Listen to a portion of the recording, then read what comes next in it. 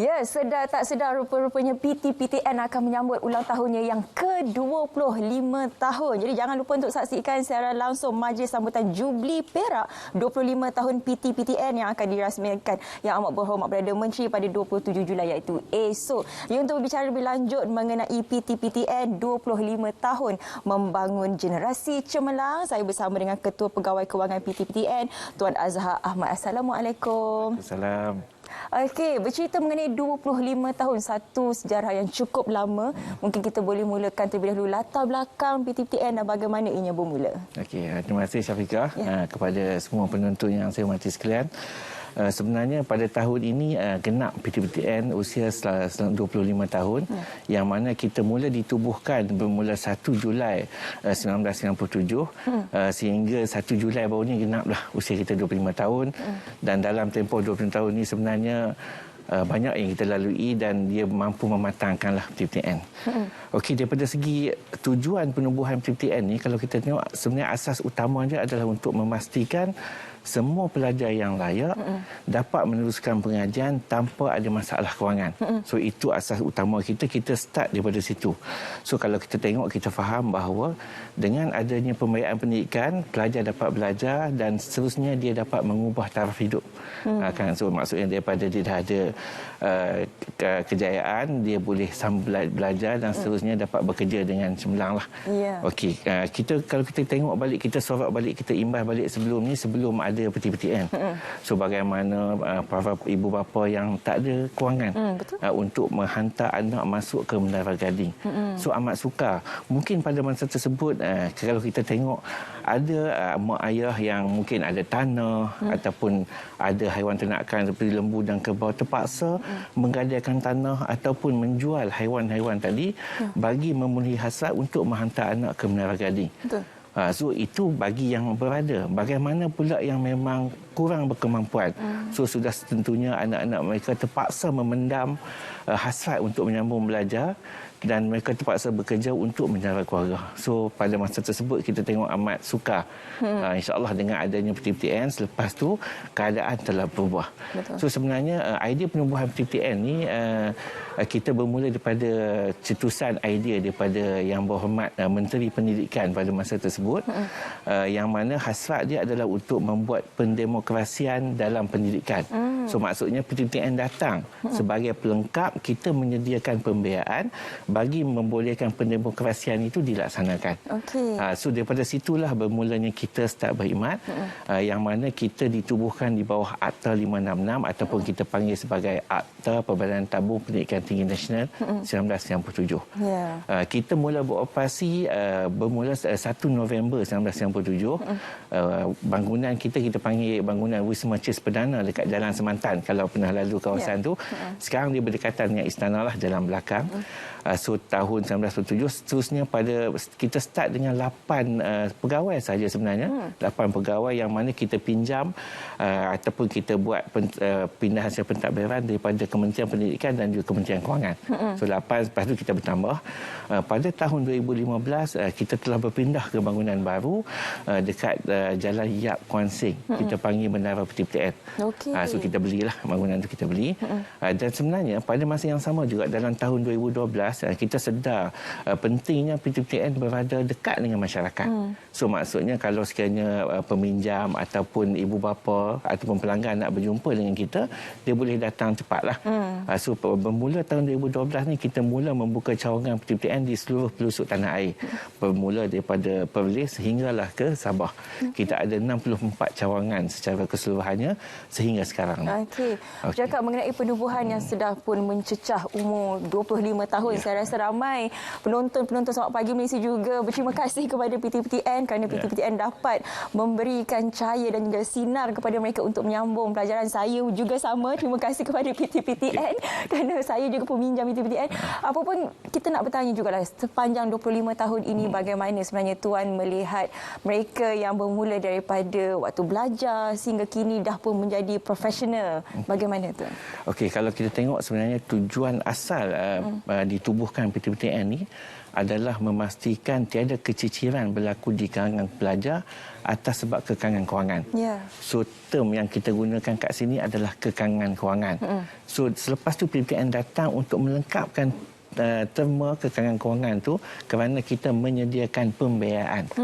So kalau kita tengok kat sini sekiranya mungkin sekiranya tiada agensi macam PTPTN ni, mungkin para pelajar tadi masih kekal dengan tahap sosioekonomi yang lama lah. Maksudnya mungkin tidak dapat melanjutkan pengajian dan sebagainya. So dengan adanya bantuan kewangan ni, mereka dapat membangunkan taraf hidup diri sendiri, keluarga, masyarakat dan seterusnya kepada negara. So sehingga 30 Jun 2022 sebenarnya kita telah memberikan pelepasan kelas pertama. So maksud untuk peminjam kita yang mengambil kursus ijazah sarjana muda yang dapat kelas pertama, kita kata tak perlu bayar. Betul. Okey, tak perlu bayar. So sehingga sekarang ni kita telah meluluskan kepada lebih daripada 82,000 pelajar dengan amount yang terlibat bersejumlah 2.13 bilion, amat besar. Kan? So berkenaan dengan profesional tadi, sebenarnya saya ada juga hadir mesyuarat dengan agensi kerajaan dan kementerian. Bila kita berbicara, kita sembang-sembang, dia berkata, tuan, sebenarnya saya pun sebenarnya peminjam PTPTN. Terima kasih, dia kata. Sebab dengan adanya PTPTN ni, dia dapat melanjutkan pengajian dan seterusnya, tamat dengan perjalanan dan dapat pekerjaan yang baik. So bila saya dengar tu, rasa terharu dan rasa bangga sebab dengan usaha yang kita buat ni, alhamdulillah kita dapat tengok macam mana perkembangan para pelajar ni sampailah bergelar orang profesional. Dan mungkin kalau kita bincang dengan Syafiqah tadi kan, Syafiqah pun salah seorang daripada pelajar yang cemerlang kelas pertama yang dapat menyambut PTPTN kan.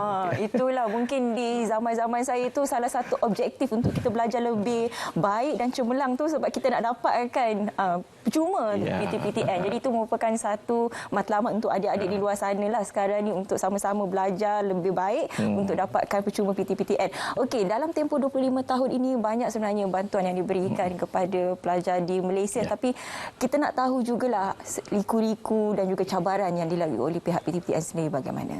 Okey, Syafiqah, kalau kita tengok bumi mana yang tidak dilimpahi hujan, kita tengok sama PTPTN sepanjang tempoh 25 tahun kita dekat PTPTN ni, memang terdapat pelbagai cabaran, ranjau warna-warni yang kita tempuhi sepanjang tempoh tersebut, tetapi sebenarnya kita menjadikan cabaran yang kita dapat ni sebagai salah satu batu loncatan untuk kita terus berikan perkhidmatan yang lebih baik kepada pelanggan kita. So kita tidak mudah mengalah. So kalau kita tengok dari segi cabaran lah, saya mungkin boleh share 3 cabaran, panjang sangat kan yang lain tu. Cabaran utama kita sebenarnya adalah untuk memastikan dana mencukupi bagi memberikan pinjaman kepada pelajar. So yang tu amat penting sebab kalau kita tengok sekarang ni PTPTN kita menajah lebih daripada 18,000 program di seluruh IPTA dan IPTS. So 18,000 program ni amat banyak, bermula daripada peringkat pengajian diploma sehinggalah ke peringkat PhD. So amat besar dan amount yang kita perlukan adalah sekitar 3 bilion setahun. So dari mana kita dapat sumber kewangan untuk kita cukupkan 3 bilion ni? So yang pertama sekali sudah tentunya kita memerlukan bayaran balik daripada para peminjam kita. So itu adalah sumber utama kita. Sekiranya tidak cukup, kita ada keluarkan sukuk, kita panggil, kita buat penerbitan sukuk di dekat pasaran. So cuma cabaran kita kat sini, bila kita tak cukup, kita kena buat sukuk, kan? Dan kalau kita faham sukuk ni tak semestinya kita akan dapat amount yang kita harapkan. Kita kena pastikan tempoh kita keluarkan sukuk tersebut adalah tempoh yang sesuai, yang mana pada masa tersebut mungkin kadar kupon yang ditetapkan tu agak stabil dan terdapat kehendaklah di peringkat investor. So kita kena rancang semua tu.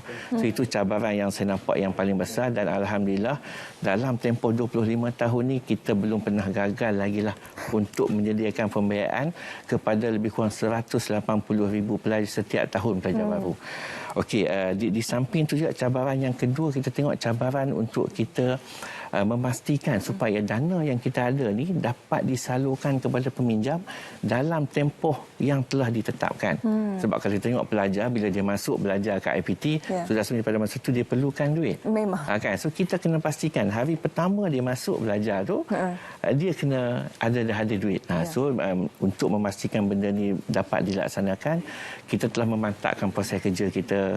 Kita telah membuat kerjasama dengan pihak universiti, lepas tu dengan pihak bank. So dengan adanya ketiga-tiga pihak ni nanti dia orang akan dapat pastikanlah supaya duit tu masuk tepat pada waktunya. Sebab kita tak macam bank. Kalau bank mungkin dia buat pengeluaran ataupun disbursement tu sekaligus kan bila kita buat pinjaman. Tetapi macam PTPTN, kita akan tengok kalau kata tempoh pengajian dia 3 tahun, kita akan buat 6 kali pengeluaran. Okey. So maksudnya kita ada pecahan-pecahan dia. So setiap tu dah ada dia punya status dan sebagainya lah. Okey. Jadi bersempena dengan sambutan Jubli Perak 25 tahun PTPTN ini, mungkin sedikit harapan daripada Tuan sebelum kita mengakhiri segmen ini, Tuan. Okey, Syafiqah. So sebenarnya harapan saya yang pertama sekali lah kepada para pelajar yang dapat pinjaman PTPTN ni, saya mohon belajarlah bersungguh-sungguh, gunakan duit yang ada untuk tujuan pembelajaran dan insya-Allah kita akan dapat keberkatan. Itu yang pertama sekali, berusaha bersungguh-sungguh dan akhirnya dapat kelas pertama, jadi macam Syafiqah tak perlu bayar. Okey. Percuma. Yang kedua kepada para peminjam kita, saya merayu supaya bersama-samalah PTPTN untuk kita sama-sama membangunkan modal insan kita yang akan datang, kerana tanpa bayaran yang konsisten daripada para peminjam ni tidak mungkin kita dapat meneruskan lagi agenda yang amat murni ini. Kepada ibu bapa, jangan berlengah-lengah lagi, kita ada simpan SSPN. Yang mana simpan SSPN ni boleh kita tawarkan, okey, yang mana dapat membolehkan anak-anak menyambung belajar kemudian. Okey, terima kasih Tuan Azhar Ahmad, Ketua Pegawai Kewangan PTPTN. Terima kasih sekali lagi PTPTN kerana memberi peluang kepada pelajar yang kurang mampu untuk menyambung pelajaran mereka. Terima kasih banyak Tuan. Okey, selepas ini